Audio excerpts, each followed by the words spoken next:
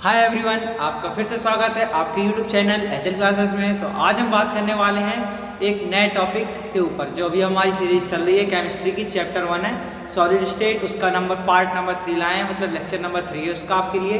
तो आज का हमारा टॉपिक हमारा क्यूबिक क्रिस्टल सिस्टम कि क्यूबिक क्रिस्टल सिस्टम क्या होता है। पिछली 2 पार्ट अगर आपने नहीं देखे तो आप जरूर देख लीजिएगा। मैं उसके लिंक इसके डिस्क्रिप्शन बॉक्स में डाल दे रहा हूँ, आप देख लीजिएगा, ठीक है।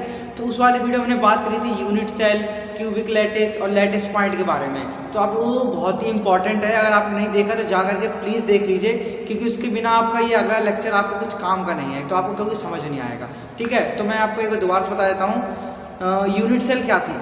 यूनिट सेल वो सेल थी जिससे पूरा एक क्यूबिक सिस्टम बना होता है। मान लो ये क्यूबिक सिस्टम है पूरा, ठीक है, घर की आइस की क्यूब है, उनमें से जो छोटी छोटी क्यूब्स से जुड़ा हुआ बना हुआ है उसको बोलते हैं हम यूनिट सेल बोलते हैं। और उसके पॉइंट सब चीज़ें मैंने वहाँ पर अच्छे तरीके से डिफाइन करा था, आपको नहीं देखा देख लीजिएगा जा करके। तो चलो आज का टॉपिक स्टार्ट करते हैं। और आज हम क्या क्या पढ़ने वाले हैं उसके बारे में पहले आपको बता देता हूँ। तो आज हम पढ़ने वाले हैं क्यूबिक क्रिस्टल सिस्टम, जो तुम्हारा लिखा हुआ आपने देख लिया ही है। और फिर इसके बाद पढ़ेंगे टाइप्स ऑफ सेल।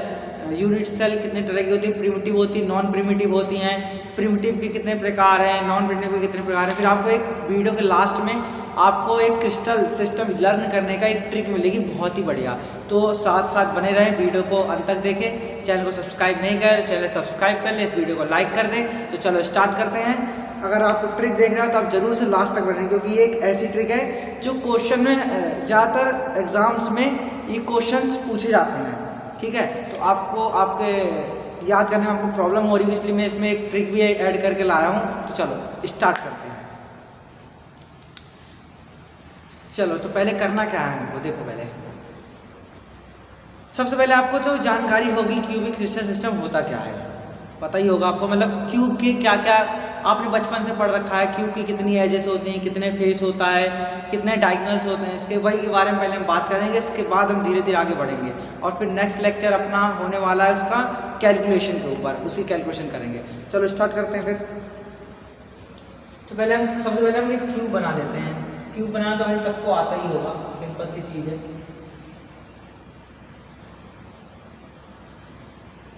तो ये हमारा बन गया क्यूब, देख लो। और आपको नहीं बनाना आ रहा तो आप कुछ इस प्रकार से क्यूब अपने ड्राइंग बना सकते हो, क्योंकि ये 3D स्ट्रक्चर इसलिए मैंने ऐसा बना दिया। अब देखो एक क्यूब में कितने कॉर्नर्स हो सकते हैं। सबसे पहले आपको पता होना चाहिए कॉर्नर्स क्या होते हैं। कॉर्नर्स का मतलब होता है कितने कोने होते हैं। अब आप घर में देखो 4 दीवारी में तो कितने कॉर्नर्स होंगे, 1 2 3 4 5 6 7 8। तो यहाँ देख लो, आप मान लो आप यहाँ पर खड़े हो, आप यहाँ से देख रहे हो, कितने दिखेंगे, 1 2 3 4 5 6 7 8। कितने कॉर्नर्स हो गए, यहाँ लिखते हैं, इसे डिनोट भी करते आते हैं कॉर्नर, सी से कॉर्नर, ओके। देख लो इधर, अ क्यूब हैज कितने कॉर्नर, 8 कॉर्नर्स, ठीक है। कितने कॉर्नर्स है एक क्यूब में, 8 कॉर्नर्स होते हैं। अब अगली बात आई, अब इसके फेस कितने होंगे। फेस मतलब चेहरे, सभी को पता होता है। अब देखो फेस, आप मान लो यहाँ खड़े हो तो आपको कितनी दीवारें दिखेंगी, एक सामने वाली आपके, ठीक है, एक पीछे वाली, 2 हो गई, एक इधर, कितनी हो गई, 4। अब तो भाई 4 हो गई। और एक फर्श हो गई, कितनी, 5। और एक छत, कितनी हो गई, 6 दीवारें। तो एक ये वाली, एक दूसरी नीचे, तीसरी, चौथी, 5वीं और एक ऊपर से 6ठी। तो देखो यहाँ से लिख देता हूँ फेस, कितने हैं ये, 6 हैं। तो अ क्यूब हैज 6 फेसेस। कितने फेस, चेहरे कितने होते हैं इसके, 6 चेहरे होते हैं, ठीक है, याद रखना। अब एज की बात आती है। अब एज का मतलब क्या होता है, जिसके सपोर्ट से चीज़ें खड़ी हैं, ठीक है। अब इस क्यूब में कितनी सपोर्ट्स हैं ये देखो। आप पहले देखो, मैं बताता हूँ आपको, 1 2 3 4 5 6 7 8 9 10 11 12। गिन लो, आपको विश्वास नहीं हो रहा तो 1, ठीक है, 2 3 4 तो ये हो गई पहली बात। 5 6 7 8 9 10। अब ये कितनी हो गई, 10। अब इसके पीछे भी तो होंगी आपकी,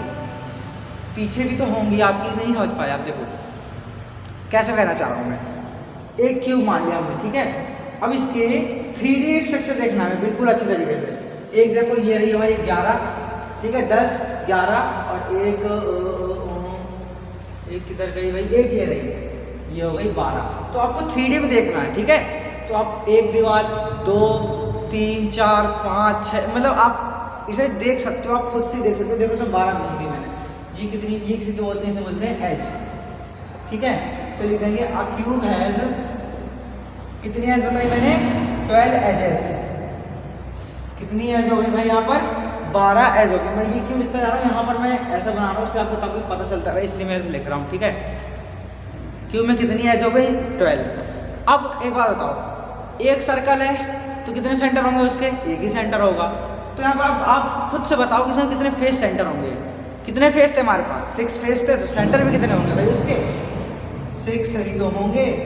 अब फेस हैज 6 फेस सेंटर, सही बात है, नहीं सही बात है। एक अगर स्फेयर है आपके पास, उसके कितने सेंटर होंगे, एक ही तो सेंटर होगा। तो उसी प्रकार से जब कितने, अगर एक आपके पास फेस है तो उसके कितना सेंटर होगा, एक होगा। तो यहाँ पर 6 फेस है तो उसके कितने सेंटर होंगे, 6 होंगे। मान लो ये एक फेस है इतना, तो इसका सेंटर ये हो गया, 6 हो गए इसके, ठीक है। आगे भाई बॉडी सेंटर, अब पूरी बॉडी का कितना सेंटर होगा आप खुद से बताओ। एक कमरा है उसका क्या कितने सेंटर होंगे, 10-15 तो नहीं होंगे ना भाई। एक बॉडी तो कितने सेंटर होंगे उसके, एक ही तो सेंटर होगा। अ क्यूब बॉडी है 1 सेंटर, ठीक है। तो समझ में आ रहा है यहाँ पर सभी को अच्छी तरीके से। और फेस डायगोनल, अब फेस के डायगोनल्स कितने होंगे, डायगोनल क्या होते हैं, इसे आप भूल जाओ, इसे आप भूल जाओ। ये हो गया हमारा एक फेस, ठीक है। डायगोनल किसे बोलते हैं, जो इसे जोड़ते हैं। कितने डायगोनल्स हो गए हमारे पास, एक फेस से में 2 डायगोनल्स मिल गए, हमें पता चल गया। तो यहाँ पर फेस कितने हमारे पास, 6 फेसेस हैं। कितने फेसेस हैं, 6 फेसेस हैं। तो डायगोनल्स कितने होंगे यहाँ पर, जब 1 से 2 बन रहे हैं तो 6 फेसेस हैं, 6 2 जा 12। तो यहाँ हम साफ साफ लिख सकते हैं कितने फेसेस हो जाएंगे यहाँ पर, फेस डायगोनल कितने हो जाएंगे, सॉरी 12 हो जाएंगे। समझ गए आप लोग।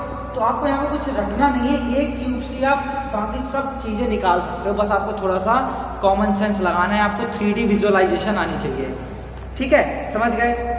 अब बॉडी डायगोनल कितने होंगे, ये तो फेस डायगोनल की बात चल रही थी, ठीक है। अब देखो बॉडी डायगोनल कैसे देखना है, उसे भी आपको थोड़ा दिमाग लगाना पड़ेगा। देखो अगर आप इस कॉर्नर से देखोगे तो यहाँ से आप मारोगे नजर, एक हो गया, ठीक है। 1 से 1 2 हो गए, यहाँ से यहाँ 2 हो गए, 1 2, इधर से इधर 3, इधर से इधर 4। कितने डायगोनल हो गए यहाँ पर, डायगोनल हो गए आपके बॉडी डायगोनल कितने हो गए, 4 बॉडी डायगोनल हो गए। कितने, 4। आप खुद एक कमरे देखो, एक कोने से आप उधर डालोगे, एक से उधर, ठीक है। फिर एक उधर से इधर, इधर से उधर, कितने हो जाएंगे आपके, देख लेना, आप खुद घर में देख लेना, आपके 4 ही बॉडी डायगोनल्स आएंगे, ठीक है। यहाँ तक समझ में आ गया। ये एक इंपॉर्टेंट चीज आपको नोट कर लें। इसके बाद हम शुरू करते हैं types of unit cell. Unit cell कितने प्रकार की होती है हमारी, 2 प्रकार की होती है। चलो मैं आपको भी बताता हूँ, उसको आप स्क्रीनशॉट ले सकते हैं। स्क्रीनशॉट ले लिया होगा, रफ कर देते हैं इसे। अब करेंगे हम टाइप्स ऑफ यूनिट सेल। तो सबसे पहले आपको इसके लिए कॉन्स्टिट्यूएंट पार्टिकल पता होना चाहिए, जो मैंने आपको लेक्चर नंबर 1 में बताया था, है ना। तो कॉन्स्टिट्यूएंट पार्टिकल क्या था, कॉन्स्टिट्यूएंट पार्टिकल कोई भी एटम, कोई भी मॉलिक्यूल या फिर कोई भी आयंस हो सकते हैं जिससे कोई एक क्रिस्टल सिस्टम बने। सब बता रखा है मैंने फर्स्ट और सेकंड लेक्चर में, जाके जरूर देख लें। तो देखो कॉन्स्टिट्यूएंट पार्टिकल पर चल गया, कोई भी आयन, कोई भी मॉलिक्यूल्स या फिर कोई भी एटम्स, वो होता है कॉन्स्टिट्यूएंट पार्टिकल्स। अब आते हैं टाइप्स ऑफ यूनिट सेल में, कि यूनिट सेल कितने प्रकार की होती हैं। टाइप्स ऑफ यूनिट सेल देखो मैं पहले आपको बता देता हूँ ओरली। ये होती है 2 प्रकार की, कौन कौन सी, प्रिमिटिव और दूसरी जो सबको नाम पता चलेगा क्या, नॉन प्रिमिटिव। अब दोनों में अंतर क्या है, तो देखो प्रिमिटिव में अगर कोई आपका क्यूब है, केवल आपको एग्जांपल देने के लिए कह रहा हूँ, होता है ऐसा ही है बट अभी आगे पढ़ेगा, ठीक है। अगर कोई भी क्यूब है तो क्यूब में अगर कोई भी पार्टिकल केवल और केवल कॉर्नर सब प्रेजेंट है, कहाँ, कॉर्नर सब प्रेजेंट है, तो उसको बोलते हैं हम प्रिमिटिव। और नॉन प्रिमिटिव में क्या क्या होगा, देखो नॉन प्रिमिटिव में आएंगी तो आपकी 3 चीजें, क्या क्या 3 चीजें आएंगी। तो देखो सबसे पहले आएगा आपका, आगे बताएंगे आपको BCC क्या होता है, बॉडी सेंटर, सेंटर में प्रेजेंट है, एज वेल एज आपके बॉडी सेंटर में प्रेजेंट है, ठीक है। फिर नेक्स्ट आएगा आपका FCC, फेस सेंटर, 4 कॉर्नर, सब पूरे कॉर्नर से प्रेजेंट है, एज वेल एज आपका फेस सेंटर, जो फेस है उसके सेंटर में चारों को प्रेजेंट है, ठीक है। फिर एक और नाम नहीं याद आ रहा, हाँ ECC, एंड सेंटर क्यूबिक। उसका मतलब क्या है आपका, कोई भी अपोजिट दो कॉर्नर्स पर, पूरे कॉर्नर्स पर अपोजिट दो फेस पर प्रेजेंट है। तो आगे पढ़ लेंगे, अभी हम उसे मैंने आपको ऑलरेडी बता दिया है, ठीक है। तो प्रिमिटिव कौन सा हुआ, प्रिमिटिव तो वो हुआ जिसके केवल और केवल कॉर्नर से प्रेजेंट है। तो यहाँ लिख दो constituent particle only present at corners, constituent particle only present at corners. केवल कहाँ प्रेजेंट होगा आपका, केवल और केवल उसके कोने पर प्रेजेंट होगा। आगे आपको यहाँ पर थोड़ी आवाज़ आ रही होगी क्योंकि बाहर रोड का काम चल रहा है, तो जेसीबी काम कर रही है ना, तो थोड़ा सा मैनेज करिएगा। आगे constituent particle present at corner as well as other position, मैंने आपको बता दिया। देखो constituent particle present corner as well as other position. कोई अदर जो पोजीशन बताई मैंने आपको, एफसीसी फेस के डायगोनल पर, बॉडी डायगोनल पर, ECC and centre cubic. Okay चलो तो आगे बढ़ जाते हैं। तो प्रिमिटिव्स के तो सिंपल ही है, आपका कहाँ प्रेजेंट होगा, केवल और केवल आपका कहाँ, कॉर्नर से प्रेजेंट होगा। हम पहले करेंगे नॉन प्रिमिटिव्स, हटा देते हैं इसे और नॉन प्रिमिटिव्स की बात करते हैं। सबसे पहले तो जो हमारा सबसे ज्यादा क्वेश्चन पूछे जाते हैं उसी से, नॉन प्रिमिटिव्स। तो नॉन प्रिमिटिव्स में आपके आते हैं तीन, कौन कौन से, एफसीसी, बीसीसी और ईसीसी। एफसीसी का फुल फॉर्म आपको यहाँ फुल फॉर्म ज़्यादा मिल जाती है, ठीक है। तो एफसीसी की फुल फॉर्म क्या होता है, फेस सेंट्रल क्यूबिक। एक बार मैं भी चेक कर लेता हूँ, ठीक है, कंफर्म, ठीक है। एफसीसी है ना, क्या होती है फुल फॉर्म इसकी, फेस सेंट्रल क्यूबिक। इसका बीसीसी मतलब बॉडी सेंटर क्यूबिक, ईसीसी मतलब एंड सेंटर क्यूबिक। ओके अब देखो बता देते हैं आपको, particle only present at particle present, इस वाले में क्या होगा आपका, फेस से आप खुद से बताओ। तो इसमें क्या होगा, particle present at corners as well as face centre of a cube. Particle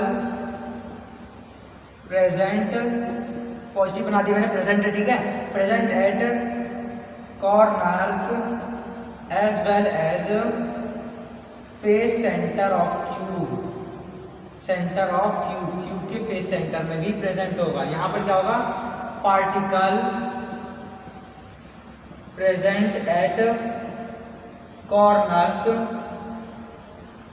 as well as, कहां पर, बॉडी सेंटर में, ठीक है। और यहाँ क्या होगा, पार्टिकल प्रेजेंट होगा कॉर्नर्स में, इसके साथ साथ आपके कोई भी अपोजिट दो डायगोनल के पास या फिर फेस सेंटर में। Particle present at corners as well as two opposite face, ठीक है, सेम चीज है, particle present at corners as well as two opposite face, two opposite faces, ठीक है। तो यहाँ तक आप नोट करें, जब तक मैं अपने मार्कर को इंक ला देता हूँ और फिर आगे बढ़ते हैं हम वीडियो के लास्ट पार्ट के पास, जो है हमारा ट्रिक से रिलेटेड। इसके बाद हम 2-4 क्वेश्चन सॉल्व करेंगे इसी ट्रिक के मदद से। तो आप बने रहे हमारे साथ आगे तक। तो मार्कर को पिलाते हैं इंक और आप लोग ले लीजिए यहाँ पर। तो भाई साहब मार्कर तैयार है भगने के लिए, तो क्या आप भी रेडी हैं सीखने के लिए ट्रिक? चलो तो स्टार्ट करते हैं। आज की लास्ट टॉपिक है हमारा, बट यहाँ पर इम्पॉर्टेंट चीज़ आती है जो है ट्रिक किस चीज़ की है, how to learn types of crystal system. यहाँ है types of crystal system. How to मैंने खुद से लगाया है, क्यों लगाया है, ताकि आपको ईजी तरीके से मैं आज याद करवाने वाला हूँ, जिससे आपको कभी भी आगे कभी इससे रिलेटेड कोई प्रॉब्लम नहीं होने वाली है। तो टाइप्स ऑफ क्रिस्टल सिस्टम याद करने की सबसे पहले ट्रिक आपको पता होनी चाहिए। आपने सबने टॉम एंड जेरी तो देखा होगा, वही जो चूहा और बिल्ली वाला खेल था, तो उसी की एक बनाया गया एक ट्रिक बनाया है। क्या ट्रिक है? सी टॉम देयर। क्या? सी टॉम देयर। चलो तो पहले इधर ट्रिक लिख देते हैं, सी टॉम देयर। अब देखो आपको करना क्या क्या चाहिए भाई, इतना तो यही ट्रिक है, बस छोटी ट्रिक है, बट आपको थोड़ा सा दिमाग लगाना है। सी का आपको SEE लिखा है यहाँ पर, बट आपको क्या लिखना है, केवल सी लिखना है। क्या लिखना है आपको, यहाँ पर आपको लिखना है सी। इधर थोड़ा जगह छोड़ देना, फिर आपको मैं आगे बताऊंगा। सी टॉम देयर। एक बार मैं वीडियो में चेक कर लेता हूँ यहाँ तक नीचे तक आ रहा है कि नहीं आ रहा है, तो थोड़ा सा ये रहेगा। चलो दोबारा से करेंगे, दोबारा से, है ना। यहाँ तक नीचे तक नहीं आ पा रहा है आपका, तो हम करेंगे यहाँ से। सी टॉम देयर, अब आ जाएगा, ठीक है। ये तो हो गया आपका सी टॉम देयर, इतना आपको याद करना था बस। अब इसके बाद तो पूरी आपको अपने मन से याद हो जाएगा। सी से क्यूबिक, सी से क्यूबिक हो गया। टी से टेट्राहेड्रल, टेट्रागोनल, टेट्रागोनल, ये याद रखना पड़ेगा आपको। फिर ऑर्थोरैम्बिक, ऑर्थोरॉम्बिक, ठीक है। आगे मोनोक्लिनिक, मोनोक्लिनिक। आगे ट्राइक्लिनिक और ट्राइक्लिनिक, ट्राइक्लिनिक, हेक्सागोनल, और लास्ट है आपका रोम्बोहेड्रल, रोम्बोहेड्रल, ठीक है। ये हो गया आपके क्रिस्टल सिस्टम के नेम। क्या हो गया, नेम ऑफ क्रिस्टल सिस्टम। तो आप लोग चलो यही बना देते हैं। क्या है ये, name of crystal system, name of crystal system. ये क्रिस्टल सिस्टम के नेम हो गए पहली बात तो। इसके बाद आपको बस क्या बनाना है, 3 चीज़ें इसमें बनानी है, और इसके अलावा 1 2 और ये हो गई आपकी 3 चीज़। चलो लाइन बना देते हैं, अच्छी तरीके से बनाएंगे इसको अभी हम, और आपको बिल्कुल ये रट जाएंगे, मतलब अच्छी तरीके से याद हो जाएंगे, ये मेरी गारंटी है। क्योंकि आपकी बुक में तो थोड़ा सा इधर उधर दे रखा होगा, क्योंकि मैं ये ट्रिक से हैं, तो आप बुक के हिसाब से देख लीजिएगा। ये ज़्यादातर भी क्वेश्चन पूछते ही हैं, है ना। तो सी टॉम देयर याद हो गया होगा, क्यूबिक, टेट्रागोनल और ऑर्थोरॉम्बिक, मोनोक्लिनिक, ट्राइक्लिनिक, हेक्सागोनल, रोम्बोहेड्रल, ये सब क्या है हम आगे बात करेंगे, अगले नेक्स्ट लेक्चर में देखेंगे। पर अभी देखो आगे देखो, यहाँ पे लिखेंगे हम एज लेंथ, इनकी एज की लेंथ कैसी होती है। आगे लिखेंगे हम इंटरस्टिशियल एंगल। हमने एंगल देखा था ना, अल्फा बीटा गामा वाला एंगल देखा था हमने, आपको याद होगा, पिछले लेक्चर में ही देख के आए थे हम। तो यहाँ लिखेंगे इंटरस्टिशियल एंगल, और यहाँ देखेंगे पॉसिबल वेरिएशन, जिनको हम बाद में क्या बोल देते हैं, पॉसिबल वेरिएशन, जिनको बाद में ब्रेविस लैटिस बोलते हैं, पॉसिबल वेरिएशन। तो यहाँ पर आपकी कितनी, कोई पूछा आपसे ब्रेविस लैटिस कितने होते हैं, आप बोलोगे 14 का। आप देखो, चलो तो क्यूबिक की बात करते हैं। आपको कैसे याद करना है, ये देखो, पहले आपको याद करने का है A = B = C पहले वाले में, दूसरे वाले में A = B does not = C, वही वाले A B C और अल्फा बीटा गामा जो मैंने आपको पिछले लेक्चर में बताया था। आगे सब इक्वल, एक नहीं इक्वल, फिर आगे ये इसके नॉट इक्वल, कोई भी इक्वल नहीं है यहाँ पर। इसके बाद ये भी सेम ऐसे ही, और ये भी सेम ऐसे ही। तो देखो यहाँ पर कितना इजी आपको, अगर आप मान लो पेपर में भूल भी जाते हो तो आप इस ट्रिक को एक पेपर में जल्दी से बना कर पूरा तैयार कर सकते हो। चार्ट ये कंप्लीट इक्वल है, A = B = C, इनमें से एक कम है, फिर यहाँ पर तीनों अनइक्वल्स हैं। इतना याद हो जाएगा। आगे आएगा आपका A = B does not = C, और यहाँ पर आ जाएगा A = B = C। तो आप इसको कुछ इस प्रकार भी याद कर सकते हो, पहला और लास्ट वाला इक्वल, और ये बाकी 3 के बीच के अनइक्वल, ठीक है। तो अब आप कैसे भी याद कर लो, तो मैंने आपको बता दिया है। ये और ये एक साथ ले लो आप, ये और ये एक साथ ले लो, बाकी 3 अनइक्वल, ठीक है। फिर अब आते हैं अल्फा बीटा गामा के ऊपर। तो स्टार्टिंग के तीनों एंगल 90 डिग्री के बराबर, सॉरी यहाँ पर मिस्टेक हो गई, अल्फा बीटा गामा 90, यहाँ भी alpha = beta = gamma = 90, alpha = beta = gamma equal to 90, तीनों क्या हो जाएंगे 90 के इक्वल हो जाएंगे। फिर अगले वाले में क्या होगा, alpha equal to beta is not equal to 90 but gamma is not equal to 90। तो आप इसको ऐसे लिख सकते हो, है ना। आगे अब क्या होगा, इस वाले में कोई भी इक्वल नहीं होंगे, इसके 90 के इक्वल कोई नहीं होगा। अगले वाले में क्या होगा, यहाँ पर आपका अल्फा इक्वल टू बीटा तो 90 होगा बट गामा क्या हो जाएगा, यहाँ पर आपका 120 हो जाएगा। फिर ठीक है, और ये वाला कैसा है, सेम है, alpha equal to beta is not equal to gamma equal to 90। तो केवल ये वाला 90 के इक्वल नहीं होता, याद रखना, ये दोनों आपके 90 के इक्वल हो जाएंगे। तो हम इसे ऐसे लिख सकते हैं equal to 90 but is not, ये गामा इक्वल टू नॉट 90, ये याद रखना आप। तो यहाँ तक समझ में आ गया। एक बार बता देता मैं आपको, सी टॉम जेरी बोल दिया मैंने, ये इसके इक्वल सब इक्वल है, इसमें एक अनइक्वल है, इसमें एक इक्वल, बाकी इनमें दोनों सब अनइक्वल हैं। ठीक है, इसके बाद आपको तीनों याद करने हैं, सब 90 डिग्री इक्वल है। इसके बाद एक अनइक्वल है इसके, फिर इसके बाद तीनों अनइक्वल हैं, फिर ए अल्फा और बीटा तो 90 के इक्वल है, बस गामा 120 के बराबर है। अल्फा बीटा 90 के इक्वल है और ये इसके जैसा ही है। इसके बाद एक आपको ब्रेविस लैटिस याद करना, मतलब पॉसिबल वेरिएशन इसमें कितनी प्रकार की आ सकती हैं, वो हम आगे डिस्कस करेंगे, बट मैं आपको कंप्लीट बता देता हूँ। तो आपको एक फ़ोन नंबर याद करना है, मान लो फ़ोन नंबर है 3242, क्या बोला मैंने, 32421111। अब इसको आप काउंट करोगे तो आपका आएगा 14। अब ये 14 क्या कहलाता है आपका, ब्रेविस लैटिस, क्या बोलते हैं इसको हम, ब्रेविस लैटिस। तो यहीं पर हमारी ट्रिक होती है समाप्त। और 2-3 अगर क्वेश्चन मैं आपको बता दूं, चल मैं आपको इसकी क्वेश्चन 1-2 कमेटी पोस्ट में डाल दूंगा। तो मैं आपसे एक चीज़ पूछ लेता हूँ, एक क्वेश्चन है, which of the following contain only Brevis lattice.